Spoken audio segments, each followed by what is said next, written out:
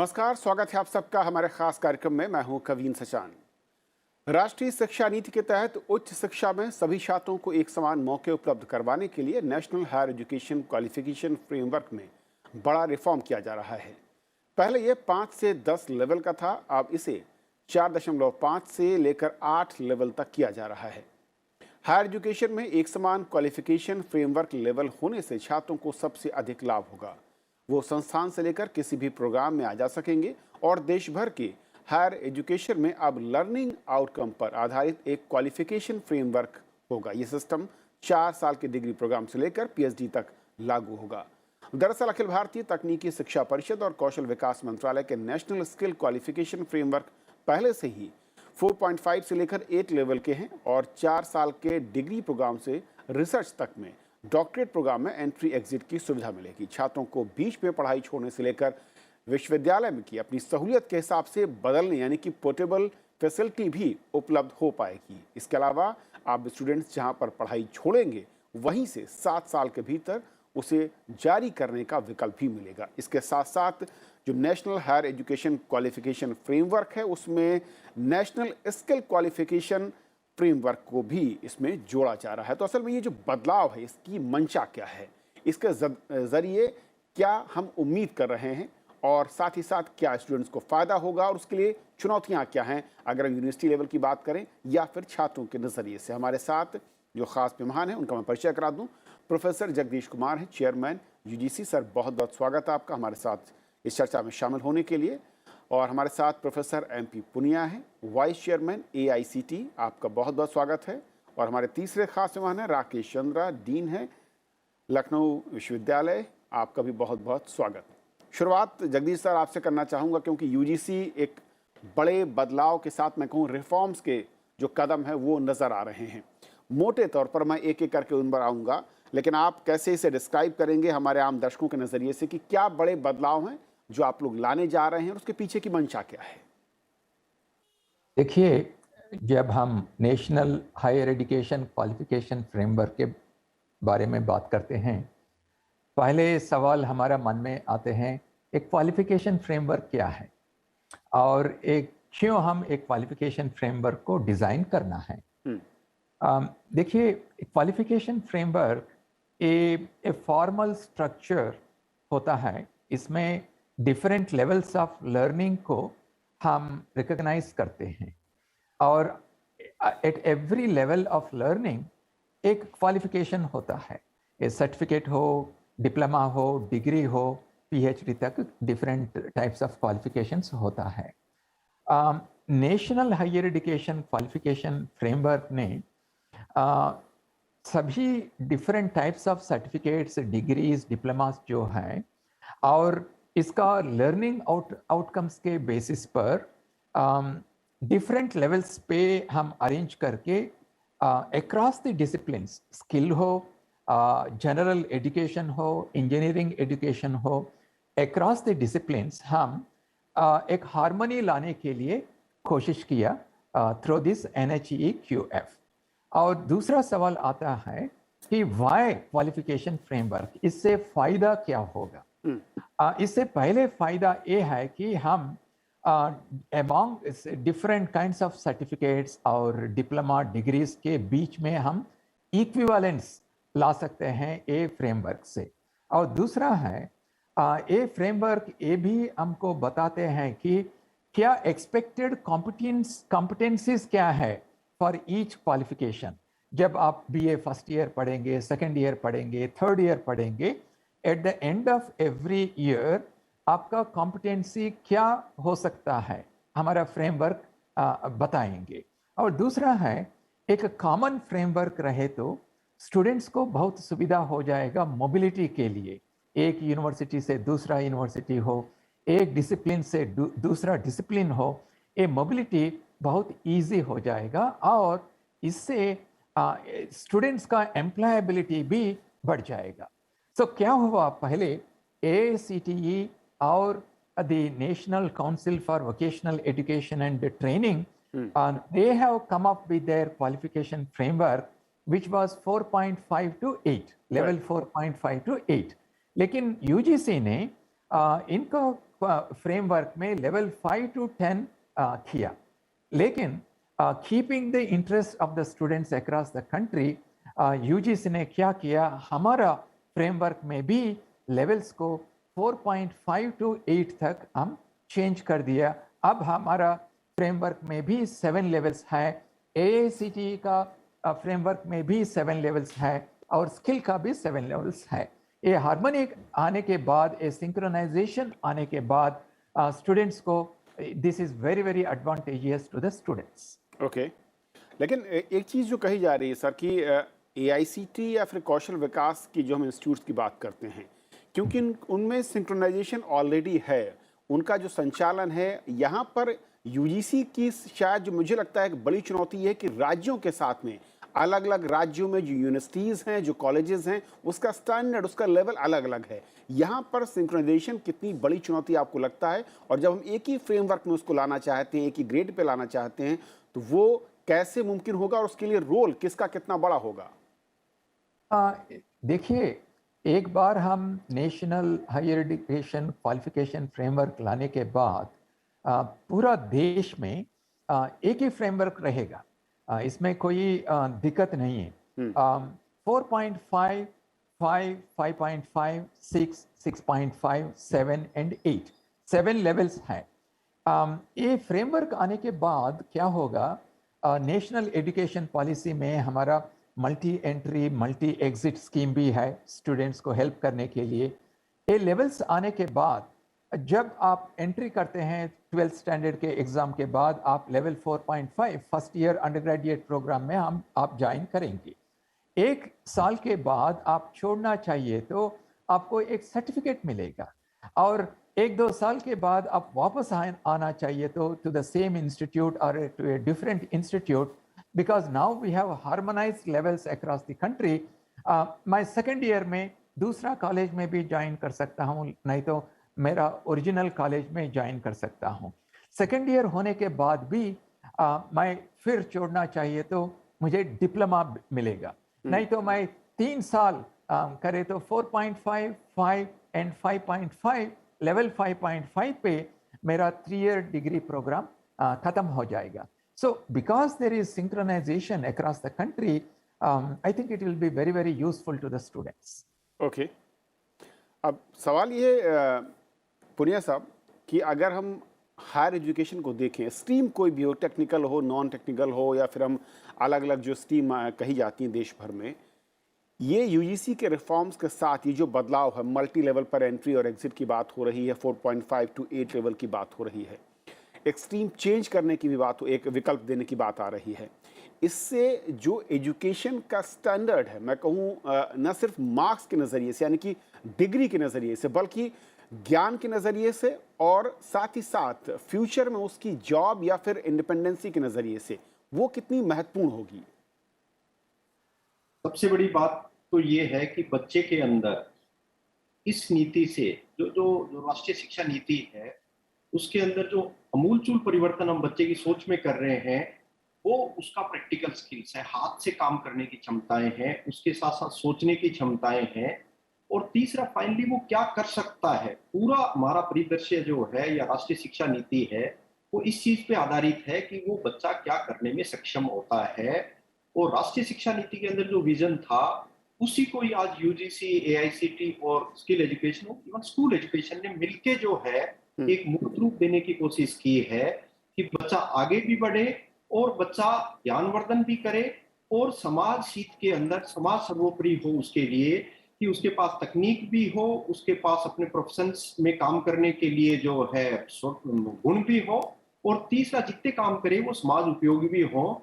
और हमारा जो टेक्निकल एजुकेशन है, सबसे बड़ी बात इसके अंदर है कि सब चीजें बहुत तेज गति से परिवर्तित होती है।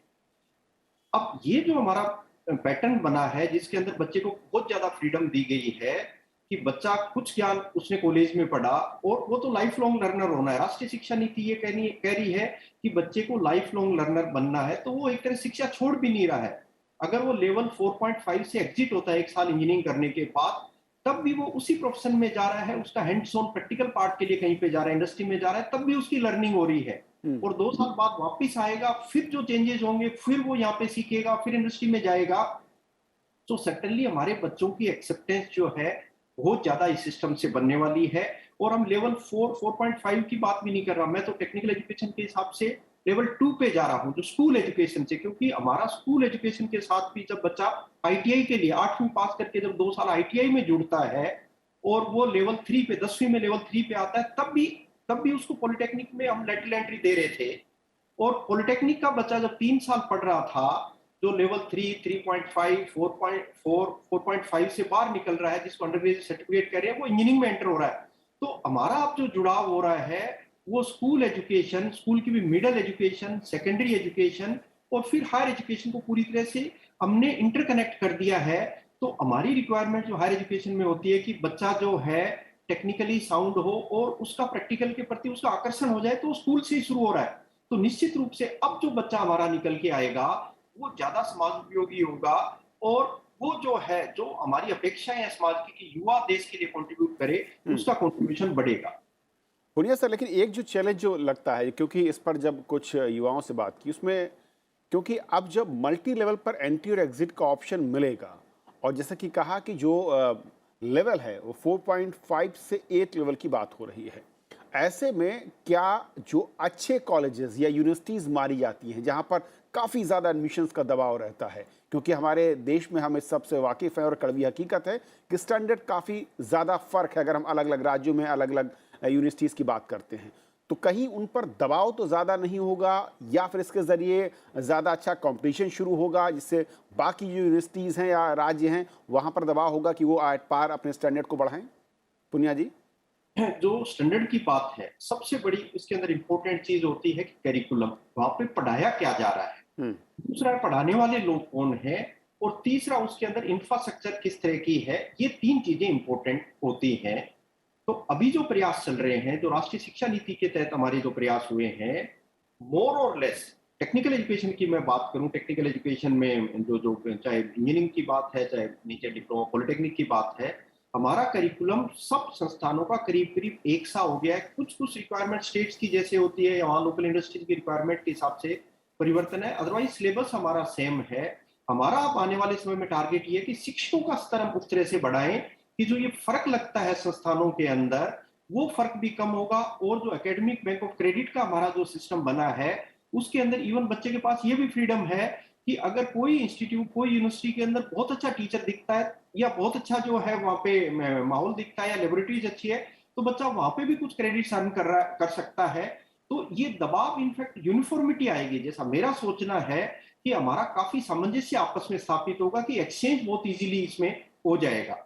ओके राकेश जी, क्योंकि आप डीन हैं एकेडमिक लखनऊ विश्वविद्यालय, तो ज़मीन पर अगर हम इन जो बातें कही जा रही, जो बदलाव के ये कदम हैं, जो रिफॉर्म्स के ये कदम आगे बढ़ाए जा रहे हैं यूजीसी की ओर से, उनकी ज़रूरत इस वक्त आप कैसे देखते हैं, जो मौजूदा फॉर्मेट है उसको बदलने को लेकर, और साथ ही साथ जो नीड है एक स्टूडेंट की, एक यूनिवर्सिटी की, और वहाँ पर जो एजुकेशन सिस्टम है उसमें ये किस तरीके से सामंजस्य बिठाते हुए नजर आएंगे? राइट। पहली बात तो मुझे ये लगता है कि जो राष्ट्रीय शिक्षा नीति है वो अपने आप में एक भविष्योन्मुखी दृष्टि को लेकर बनाई गई है, और साथ ही साथ उसके अंतर्गत ये बात कही गई है कि हम खासतौर से 21वीं सदी की जो आवश्यकताएं हैं उनकी भी प्रतिपूर्ति कैसे कर सकते हैं। ये एक धारणा थी कि हम विद्यार्थियों को विशेष रूप से एक ऐसा मौका दें कि वो अपनी बहुत पैशन के साथ, अपनी पूरी इच्छा शक्ति के साथ अपने जिस भी विषय को पढ़ना चाहें उसको अध्ययन करें, और साथ ही साथ उनको बहुविषयी अनुभव भी प्राप्त हो सके। राष्ट्रीय शिक्षा नीति इस बात पर विशेष रूप से बल दे रही है कि हम चरित्र का निर्माण करें, नैतिक चरित्र का भी निर्माण करें, जो उनकी जो हम जिनको हम कहते हैं संवैधानिक मूल्य, उनके भी विकास हो, जिनको हम बौद्धिक मूल्य कहते हैं उनका भी विकास हो। साथ ही साथ जिन बातों पर हम लोग लगातार बल देते हैं, वैज्ञानिक टेम्पर, साइंटिफिक टेम्पर जिसको कहते हैं, रचनात्मकता, और साथ ही साथ जो मुझे लगा इस नीति के अंतर्गत विशेष रूप से बात कही गई थी वो थी स्पिरिट ऑफ सर्विस। जैसा आपने चर्चा, आज की चर्चा में मेनली बात ये हो रही थी कि जो टेक्निकल एजुकेशन को और अन्य को कैसे रखेंगे। हमारा लखनऊ विश्वविद्यालय एक स्टेट यूनिवर्सिटी है जो अब 102 वर्ष पुराना हो गया है, and we have an extremely dynamic young vice chancellor जिन्होंने शायद स्टेट यूनिवर्सिटीज में हिंदुस्तान का पहला विश्वविद्यालय है जिसने कि लेटर इन स्पिरिट में पूरी तरीके से राष्ट्रीय शिक्षा नीति को अंगीकृत किया है। हम लोगों ने जो आपने जो फ्लेक्सिबल एंट्री एग्जिट की बात जो चेयरमैन साहब ने भी कही, उसका हमारे पास शायद हमारी यूनिवर्सिटी का पहला विद्यार्थी है जो कि MSc पार्ट 1 पास करके एग्जिट कर चुका, जिसको कि कॉन्वोकेशन में खुद गवर्नर ने डिग्री दी है। तो हम लोग ये कोशिश कर रहे हैं, और जो आप कह रहे हैं कि जमीन पर of course there are many challenges, लेकिन इफ यू आर कन्विंस्ड कि स्पिरिट सही है, और जैसा कि हमारी प्रतिबद्धता है कि हम एक जीवंत सामाजिक रूप से सक्रिय समाज बनाने के निर्माण में जुड़ना चाहते हैं, बच्चों को अधिक खुश बनाना चाहते हैं, कोहेसिव कल्चर करना चाहते हैं, तो बहुत से इनोवेशंस हम लोगों ने किए हैं। ये बात सही है कि हमारे यूनिवर्सिटी जैसे यूनिवर्सिटी के अंतर्गत सारे कोर्सेज एक ही बॉडी से गवर्न नहीं होते। कुछ कोर्सेज हमारे UGC से गवर्न होते हैं, कुछ AICTE से गवर्न होते हैं। जो हमारे फार्मेसी के कोर्सेज हैं वो मेडिकल काउंसिल ऑफ इंडिया से गवर्न होंगे। जो हमारे लॉ के कोर्सेज हैं वो BCI से गवर्न होंगे। तो जैसा चेयरमैन साहब ने कहा, एक प्रकार की व्यवस्था हम लोग को बनानी होगी जिसमें कि सबके बीच में एक प्रकार का संतुलन हो सके और समन्वय हो सके, ताकि एक जगह के विद्यार्थी दूसरी जगह जा सके। राकेश जी, एक छोटा सवाल मेरा ये था, जो स्टूडेंट्स के लेवल पर अगर मैं बात करूं, अभी तक ये काफ़ी डिमांड होती थी कि बहुत सारे स्टूडेंट्स हमारे डुअल डिग्री के लिए हिंदुस्तान के किसी कॉलेज में एक स्ट्रीम पर 1 या 2 साल यहाँ पर बिताते हैं और उसके बाद वो फॉरेन में एड ऑन डिग्री के लिए वहाँ जाना चाहते थे, वहाँ पर उनको दिक्कत होती थी। तो क्या स्टूडेंट्स के लेवल पर ये जो अब मल्टी एग्जिट और इसके बाद एंट्री की बात जब कही जा रही है, उसमें ये शामिल किया गया है, इससे कितना रिस्पांस जो है वो किस तरीके का नजर आता है स्टूडेंट्स के बीच में? जैसे मैंने आपको बताया, हमारा विश्वविद्यालय भारत का पहला विश्वविद्यालय है जहां पर कि हमने एक बच्चे को, और वो भी बायोकेमिस्ट्री के बच्चे को, फर्स्ट ईयर MSc करने के बाद एग्जिट की डिग्री खुद महामहिम राज्यपाल द्वारा प्रदान करवा दी है पिछले साल के कॉन्वोकेशन में। और ये जो फ्लेक्सिबल एंट्री एग्जिट का चीज थी, इसको हमारी यूनिवर्सिटी ने प्रॉपरली ऑर्डिनेंस के थ्रू भी पास करा दिया है। तो we have a 4-year program. First year you can get a certificate, 2 years you get a diploma, 3 year you will get a BA, a pass course, and then you will get a 4-year degree with BA with research. Okay. उसके आगे हमारे यहाँ single year का programme होगा MA का, और नहीं तो बच्चे सीधे रिसर्च भी कर सकते हैं। Okay. जो आप इंटरनेशनलाइजेशन की बात कह रहे हैं, ये बात बिल्कुल सही है कि इंटरनेशनल यूनिवर्सिटीज के अंतर्गत इस प्रकार की सुविधा से बहुत फायदा होगा।